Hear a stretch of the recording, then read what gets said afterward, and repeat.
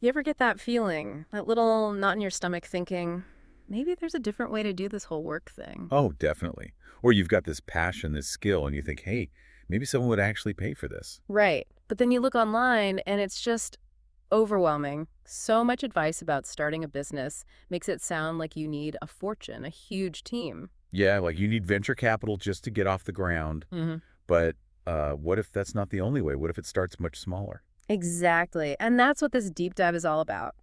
We're aiming to cut through all that noise, get straight to the core ideas for launching what you might call a micro business. Something manageable, maybe just you, often starting with, well, very little cash.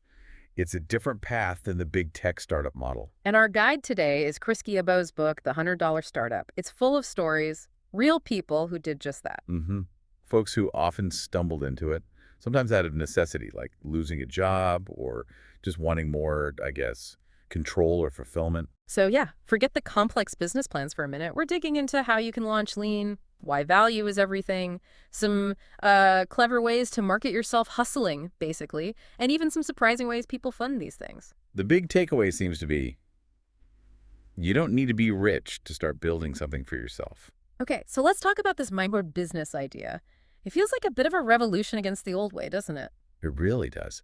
We're talking typically one person, maybe a tiny team, often getting started without much investment, sometimes without even a formal plan, really. It's a stark contrast to the whole VC pitch deck, multi-year projection thing. Totally. These businesses often launch fast. The market research happens after launch, in a way. It's like, are people buying? Yes. Okay, good. And if not, If not, you pivot. You change something yeah, quickly.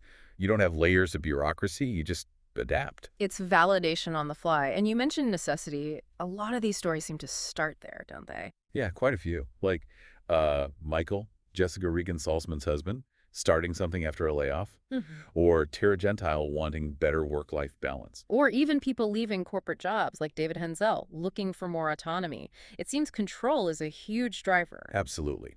It challenges that old idea that you need a pile of cash to even begin. So if it's not about big money up front, what is it about? The book seems to hammer home this idea of value. Right. Gilwell puts it simply. Build something that people want and give it to them. Yeah. But value is kind of layered, isn't it? Yeah, it's not just the physical product or the hours you bill. Explain that a bit more. Think about a restaurant meal. You pay way more than the cost of the ingredients. Yeah. Sure, you pay for the atmosphere, the service, not having to cook. Exactly. That's the added value. So for a micro business, what's your extra? Is it amazing customer service, a unique perspective, Hmm. personal connection? That little bit extra that makes people choose you, even if you're small. hmm And crucially, thinking about how you actually get paid.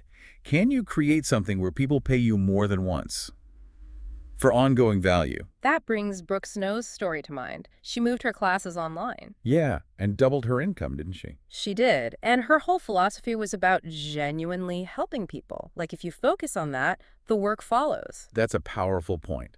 Value isn't just transactional. It's often about being genuinely useful. Okay, so you've got this idea of value. How do you find the people who will value what you offer?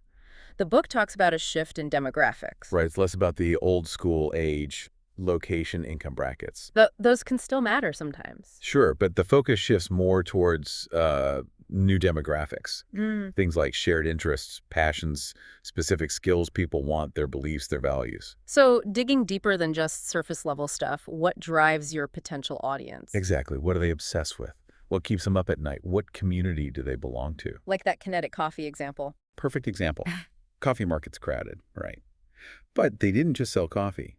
They targeted outdoor enthusiasts, cyclists, skiers, hikers. Ah, so they connected with a passion. Yeah. And they met them where there were bike shops, outdoor stores. They understood the tribe. Okay, understand the tribe, provide value.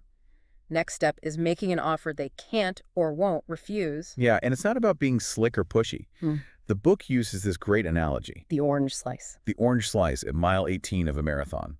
When you're exhausted, dehydrated, that simple orange slice is heaven. It's exactly what you need right then. Compared to someone trying to hand you a donut at that moment. Right. Totally unwanted, maybe even repulsive. It's all about the right thing for the right person at the right time. Which leads to that magic formula the book mentions. Yeah. The right audience plus the right promise plus the right time. offer you can't refuse. So that promise part, it's about tapping into what the audience truly perceives as valuable, isn't it? Which might not always be purely logical. Definitely not. People buy on emotion, on the transformation they expect, how it makes them feel.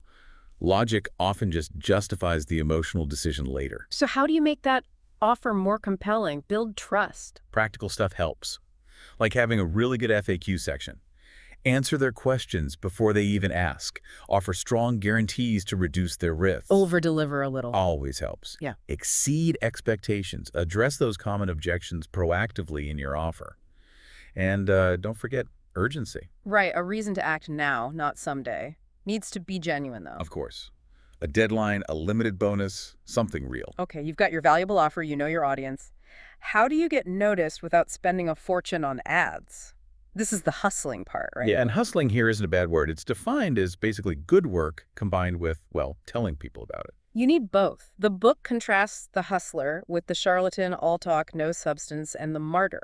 The martyr does great work, but nobody knows about it. You need that blend. Smart, authentic self-promotion. Authentic being the key word, not sleazy. Absolutely. Think about Karen Starr's mural. That wasn't an ad. It was a piece of art that got people talking, drew them in. Unconventional, effective. Smart. And what about giveaways? Do they really work? They can, yeah. Even small things. Yeah. The book mentions someone giving away a $15 item and getting tons of engagement.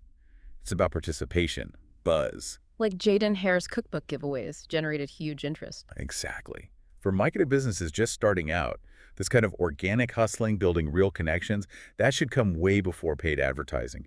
Build your community first. That's really empowering. Okay, another big hurdle people perceive, money, funding the start. Right. And the core message here is borrowing a ton of money is optional, maybe even inadvisable sometimes. The book says no money, no business, which sounds harsh, but it means focus on profit, right? Not necessarily huge startup costs. Precisely. Focus on getting revenue in the door quickly. And the stories of how people scrape together starting funds are pretty creative. Like Emma Reynolds and Bruce Morton. Yeah. Couldn't get a business loan, so they got a car loan. Used that cash for their consultancy, paid it back fast, resourceful. Wow. And Kristen McNamara with her climbing gym? That was cool. She got her community to sort of invest up front, buying memberships before it even opened, leveraging social capital. It speaks to using what you have, your network, your connections, even just asking, like that woman in Austin who borrowed a credit card for a short time. It's about being scrappy, finding ways around obstacles instead of letting them stop you. Okay, so you're up and running, maybe making some initial sales. How do you build sustainability? The book talks about getting paid more than once. Yeah, this is huge. Recurring revenue.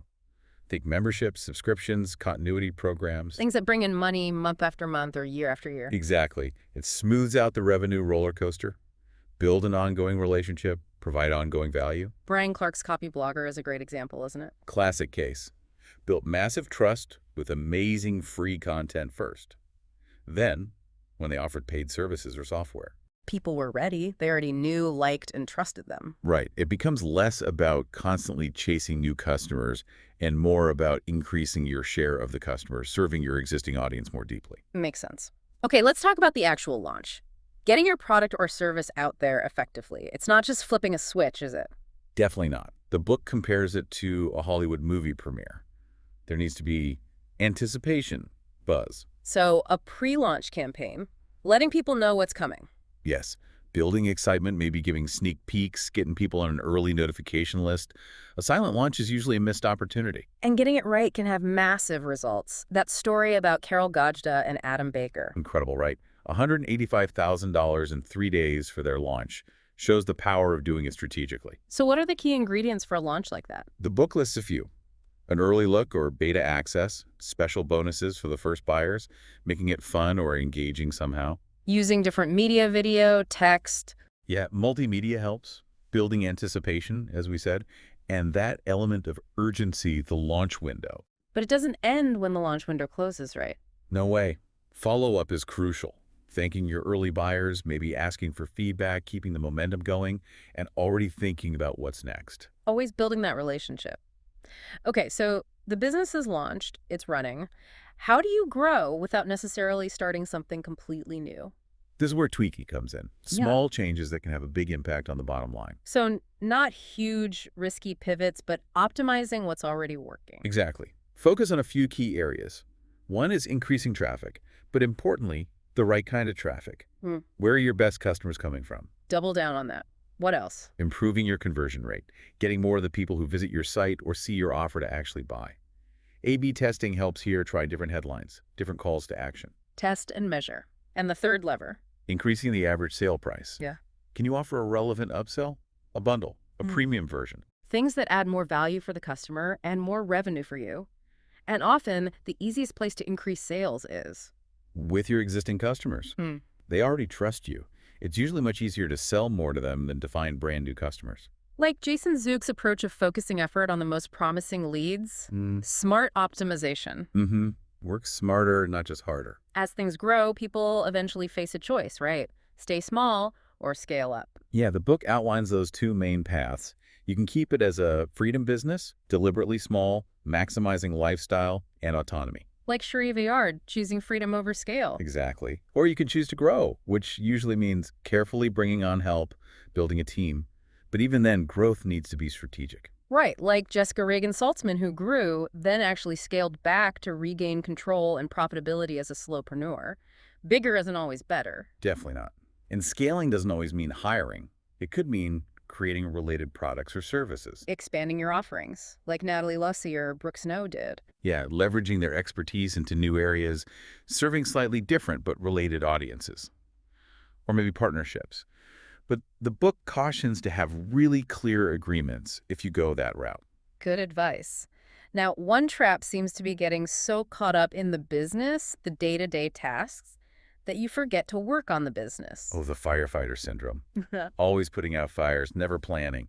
It's crucial to carve out dedicated time for strategy. Like blocking out time each week or month just for planning, reviewing, thinking bigger picture. Absolutely. Looking at your key numbers, Yeah. sales, cash flow, where leads are coming from, what's working, what's not, where are the opportunities. Stepping back to steer the ship. The book also mentions practical stuff too, like figuring out healthcare, reviewing your pricing regularly. Yeah, the operational side needs attention too. It's not just about the big ideas. So ultimately, after all the hustling, launching, tweaking, it comes down to a choice about what kind of business you want. The book contrasts that built-to-sell mindset, creating an asset primarily for a big exit, with the $100 startup approach. Which is often more about building something sustainable that supports a life you love, centered around passion and freedom. And neither is right or wrong. It just depends entirely on what you want your business to do for you. Okay, let's distill this for everyone listening. Key takeaways from this deep dive. What should stick? I think number one is, yes, you absolutely can start something meaningful without a ton of money. Focus on real value, know your audience deeply, be resourceful. It's possible. Right. Don't let lack of capital be the excuse that stops you before you start. What else? Second, that early stage hustle, authentically sharing your work, building connections, often beats spending big on ads. Build community first. Get your hands dirty, basically. Connect with people. Yeah. And maybe third, just realizing there isn't one single right way to build a business. These smaller, leaner, more personal models offer incredible paths to independence and purpose. So thinking about you listening right now, this really opens up possibilities, doesn't it? You don't need a revolutionary invention or a massive team. Which leads to maybe a final thought to chew on. A recurring theme here is freedom, isn't it? Financial freedom, sure, but also freedom in how you work, what you work on. The freedom to design your life, in a way. Exactly. So the question becomes, what does that freedom actually look like for you? What would you build if you knew you could start small and scrappy? And maybe even more practically, now that you've heard about all these unconventional paths, what's just one tiny experiment, one small step you could try this week? Not to launch a whole business, but just to test an idea, offer a little value. Yeah, what's that first orange slice you could offer someone? Just take that first step.